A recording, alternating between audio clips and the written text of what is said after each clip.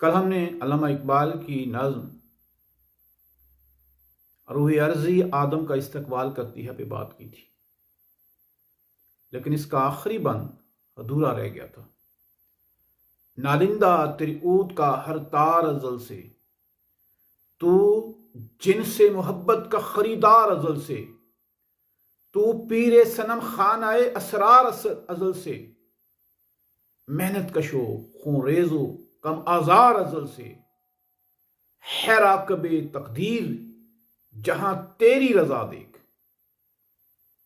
زمین انسان کو سمجھاتی ہے، جب وہ اس زمین پہ آتا ہے تو اسے بتاتی ہے، اور اس کے استقبال کے دوران بتاتی ہے کہ انسان، اللہ تعالیٰ نے تیرے اندر بہت صلاحیتیں رکھی ہوئی ہیں، بے شمار دنیا آباد ہیں تیرے اندر، تیرے جو کارنامے ہیں، تیرے اندر جو اللہ تعالیٰ نے جو کائنات آباد کر رکھی ہے اس کا کوئی اندازہ نہیں کیا جا سکتا۔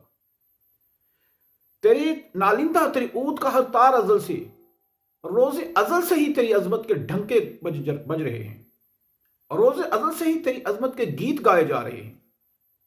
اللہ تعالیٰ نے تجھے اشرف المخلوق بنا کر تو بھیجا ہے، اسی لیے کائنات کی ہر چیز، جن، انسان، فرشتے، حوریں، دریا، سمندر، تمام چیزیں، تمام اشیاء روز ازل سے ہی تیری بڑھائی کو تسلیم کیے ہوئے ہے اور ان کے گیت گا رہی ہے۔ کیوں؟ کہ تو جن سے محبت کا خریدار ازل سے۔ اس کی ایک وجہ ہے، ایک بڑی وجہ ہے کہ کائنات کی کسی چیز کے پاس محبت کا جذبہ موجود نہیں ہے۔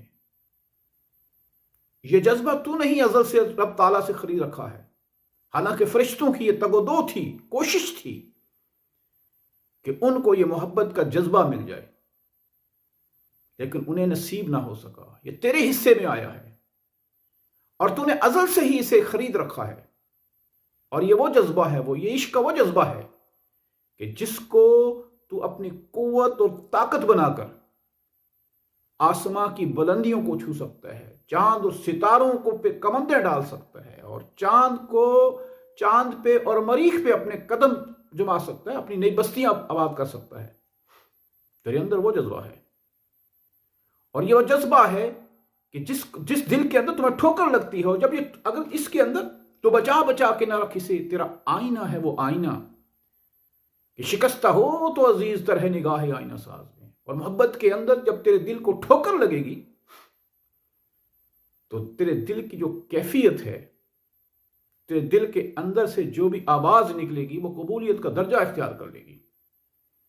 اس کی وجہ یہ ہے تو بچا کے نہ رکھ اسے، تیرا آئینہ ہے وہ آئینہ، کہ تو اسے دل کے آئینے کو بچا کے نہ رکھ، اسے ٹھوکر لگنے دے، اسے ٹوٹنے دے، کہ شکستہ ہو تو عزیز تر ہے نگاہ آئینہ ساز میں۔ کہ آئینہ جس کے اندر ہم صورت دیکھتے ہیں، شکل دیکھتے ہیں، اور وہ اسی وقت تک معتبر ہوتا ہے، اسی وقت تک عزیز ہوتا ہے ہمیں جب تک کہ وہ سلامت ہے، اور جب وہ ٹوٹ جاتا ہے تو ہماری نظروں میں وہ بیکار ہو جاتا ہے، وہ کام کا نہیں رہتا، لیکن ہم اسے پھینک دیتے ہیں۔ لیکن جو آئینہ ساز ہے، اس آئینے کو بنانے والا ہے، وہ اس کی ایک ایک کرچی سنبھال کے رکھتا ہے، کیونکہ اسے اس بات کا علم ہے کہ میں نے ایک ایک ذرے کو اکٹھا کر کے اس کو جوڑا ہے، اس کو بنایا ہے۔ وہ اس کی نظر کے اندر عام آئینے کی سے اور زیادہ اہمیت اختیار کر لیتا ہے۔ اسی طرح جب محبت کے اندر انسان کا دل ٹوٹتا ہے تو شکستہ ہو تو عزیز تر ہے نگاہ آئینہ ساز میں، کہ وہ اللہ تعالیٰ کے ہاں وہ عام دلوں سے بھی زیادہ عزیز تر ہو جاتا ہے۔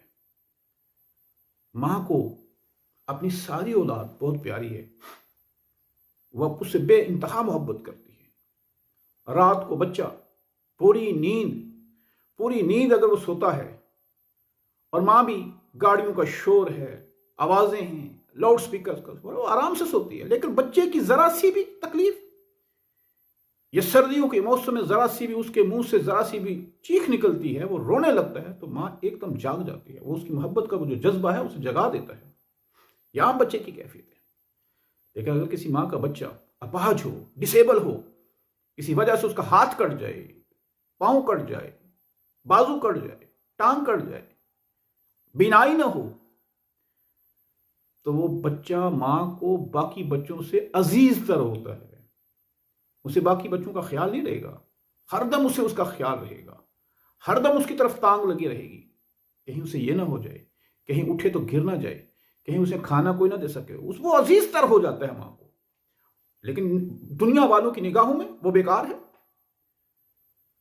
وہ ہو سکتا ہے وہ آرمی کے اندر نہ جا سکے، ہو سکتا ہے ایئر فورس کے اندر نہ جا سکے، ہو سکتا ہے وہ ڈاکٹر نہ بن سکے، ہو سکتا ہے وہ انجینئر نہ بن سکے، ہو سکتا ہے مقابلے کے امتحان کے اندر اس کو نہ لیا جا سکے. دنیا کے نزدیک وہ ٹوٹا ہوا آئینہ ہے، ناکارہ ہے.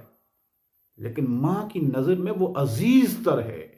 تو بچا بچا کے نہ رکھ اسے، تیرا آئینہ ہے وہ آئینہ کہ شکستہ ہو تو عزیز تر ہے. نگاہ آئینہ ساز میں کہ جب تیرا دل ٹوٹتا ہے نا تو اللہ کی بارگاہ کے اندر، او یہ تو جن سے محبت کا خریدار ہے، صرف تو نے یہ خریدی ہوئی چیز ہے، یہ جنس کسی اور کے پاس نہیں ہے.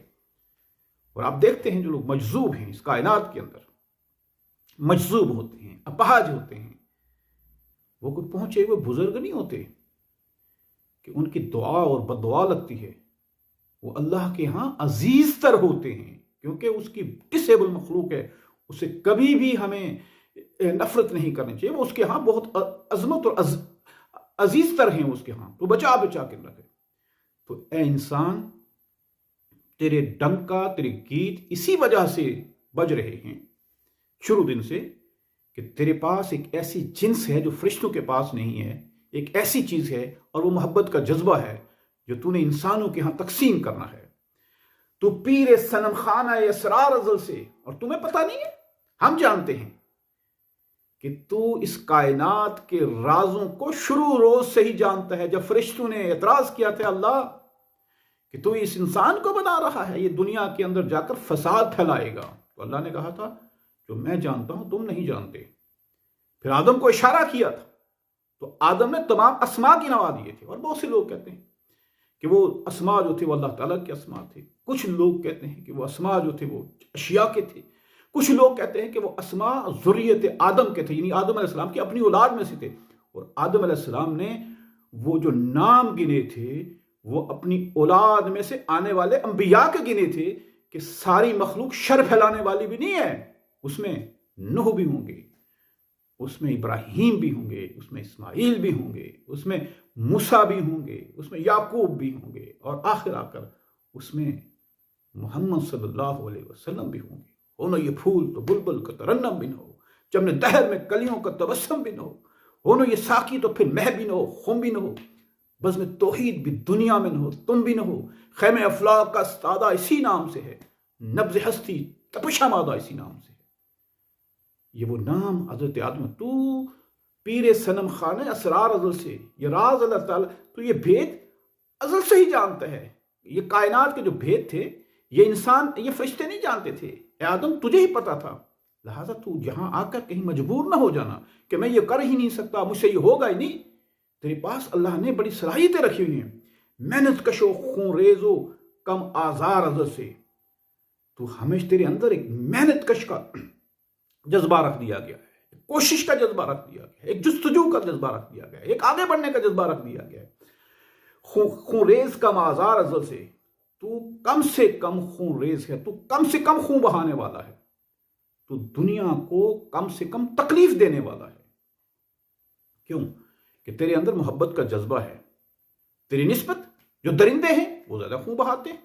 اور اگر اس کے باوجود اگر تو انسانوں کے ساتھ ہمدردی نہیں رکھے گا نا، تیرے اندر خون بہانے کی خو ہوگی اور تو دوسروں کو آزار پہنچانے کے در پہ ہوگا، تو پھر انسان نہیں ہوگا نا، تو درندہ ہوگا. اگر تو انسان ہے، تو آدم ہے، تو اس دنیا کے اندر جو آیا ہے تیرے اندر یہ چیز رکھی ہوئی ہے کہ محنت کش و خون ریز و کم آزار ازل سے، تو شروع دن سے ہی کم تکلیف دینے والا، کم خون بہانے والا ہے، کیونکہ اللہ نے تیرے اندر محبت کا جذبہ رکھ دیا ہے.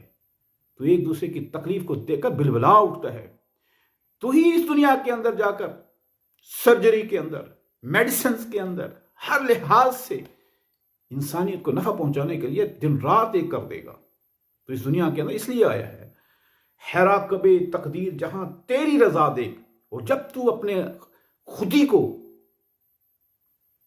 دیکھ لے گا، اس کو پہچان لے گا، تو پھر کیا ہوگا؟ پھر تو اس تقدیر کے گھوڑے پر بٹھا دیا جائے گا. جب تو اپنے صلاحیتوں کو پہچان لے گا تو تقدیر کے گھوڑے پر بٹھا دیا جائے گا، اور جس طرف تو اس